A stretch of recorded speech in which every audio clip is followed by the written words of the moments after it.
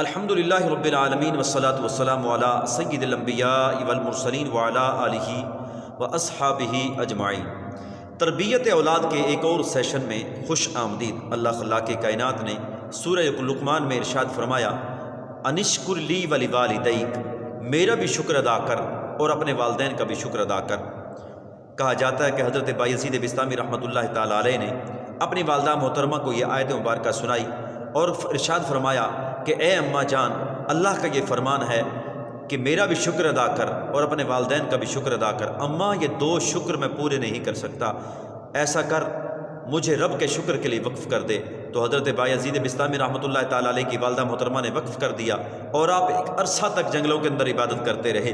عرصہ بیت گیا اور ایک روایت کے اندر آتا ہے کہ 12 سال کا عرصہ بیت گیا، 12 سال یا 20 سال بیت گئے۔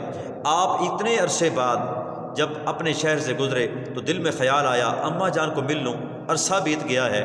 دروازے پر آئے تو ٹھنڈ تھی، رات تھی، دروازہ بند تھا، سوچا اماں سو رہی ہوں گی، دروازے پر ہی رات گزاری۔ تہجد کا وقت ہوا تو پانی کے چلنے کی آواز آئی۔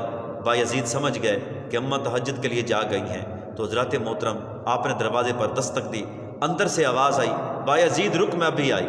حضرت بایزید بسطامی رحمۃ اللہ علیہ کی اماں جان سمجھ گئیں کہ دروازے کی دستک سے معلوم ہوتا ہے کہ دروازے پر بایزید آیا ہے۔ تو حضرات محترم، اماں کافی ضعیف ہو چکی تھیں، آپ ان کی خدمت میں لگ گئے۔ سوچا اب کہیں نہیں جاؤں گا، بقیہ جو زندگی ہے جو اماں جان کی خدمت کروں گا۔ تو حضرات محترم حضرت بایزید بسطامی رحمۃ اللہ تعالیٰ علیہ آپ اماں جان کی خدمت کرنے لگے۔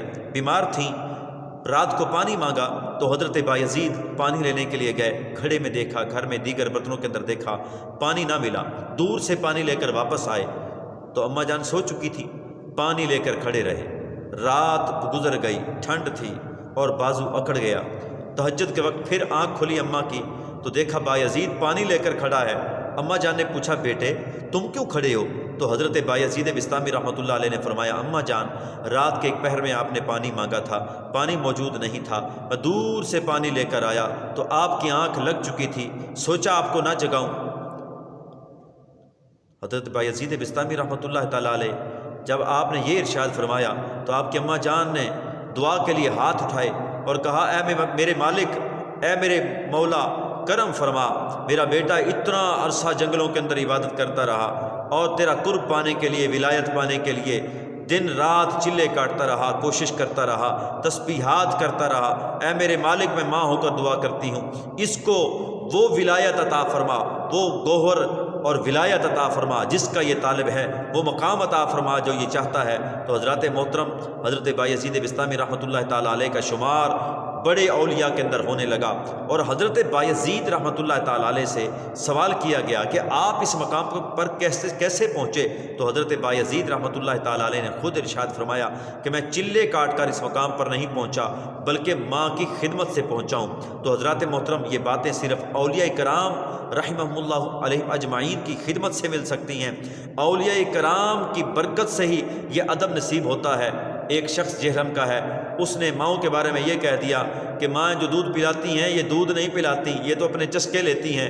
اس سے بڑھ کر بڑا بےغیرت کون ہوگا جو اپنی ماں پر ہی الزام لگا دے؟ اس لیے اگر اپنی اولاد کو ادب سکھانا ہو، احترام سکھانا ہو تو اس شاکان مصطفیٰ کے پاس بٹھائیں، کسی عاشق رسول استاد کے پاس اس کو بٹھائیں، تاکہ اس کو اللہ کے قرآن کا نور بھی ملے اور نبی کریم صلی اللہ تعالیٰ علیہ وآلہ وسلم کے فرمان کا فیضان بھی ملے۔ اللہ خلاق کائنات کی بارگاہ میں دعا ہے، اللہ تبارک و تعالیٰ ہم سب کو، ہماری اولادوں کو نیک بنائے۔